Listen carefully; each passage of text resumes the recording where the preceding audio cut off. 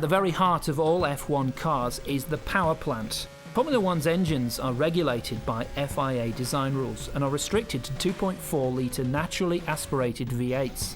Unlike road cars, which typically rev at a conservative 7,000 RPM, a high-performance Formula One engine spins out to very high revolutions per minute and can maintain revs of up to 20,000 RPM during a race.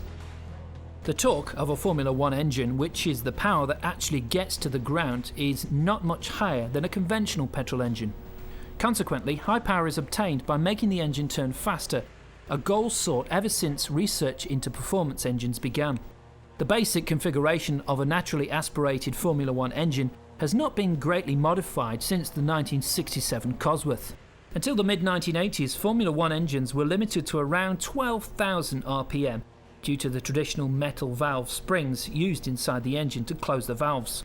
The groundbreaking technology of pneumatic valve springs introduced by Renault resulted in valves that can operate at higher RPM.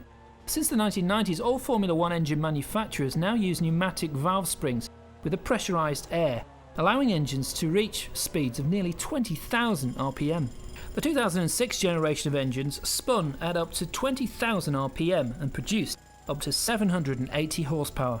Following the engine specification freeze from the end of 2006, to keep costs down in F1, the current V8 engines will be restricted to 19,000 RPM, and very few opportunities for development will be allowed. F1 engines run on unleaded fuel, closely resembling publicly available petrol, and all these high revs result in high fuel consumption.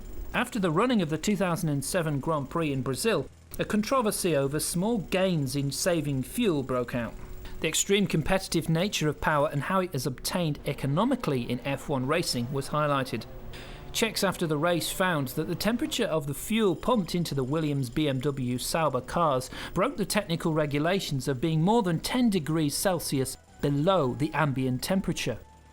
Stewards found, however, that there was a considerable discrepancy between ambient temperatures recorded by Formula One management's timing monitors and the FIA contracted meteorologists, Meteo France. As cooler fuel is denser, more can be put into the tank and it can be fed in faster. The colder the fuel, the smaller the volume, so if you've got a fixed size tank, you can put more volume in that tank because it's now shrunk the volume of the fuel. If you're feeding it through a hole through the fuel filler, more will go through the hole per second than if it was warmer. So you can speed up the refueling rate by a fraction. But it's such a tiny percentage, it's minuscule. If somebody's lost an event by a lap, for example, as Hamilton did, claiming a man ahead of him had colder fuel would not have helped him. So the stewards were quite right to say, look, it's racing, we finish a race, let's celebrate the championship, leave it at that. From 2006, the F1 engine must be at least 95 kilograms in weight with a 90-degree V8 of 2.4 litres maximum capacity with an oversized 98mm bore and a 39.7mm minimum stroke. A lot of technology that is now incorporated into the common family car is now banned from F1 racing. There can be no more than 2 inlet and exhaust valves per cylinder, no variable valve timing and no turbocharging. The crankcase and cylinder block must be made of cast or wrought aluminium alloys, and valves from alloys based on iron, nickel, cobalt or titanium. With the new regulations, one would expect a power reduction of around 20% from the older 3-litre engines, though in many cases performance of the car has been improved.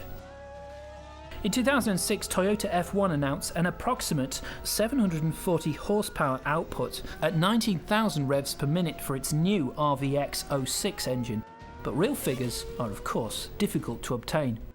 Formula One is a sport where nothing stands still for long. The new engine regulations mean that the F1 teams will be constantly striving to squeeze the maximum available power out technology that is frozen in time, at least for the time being.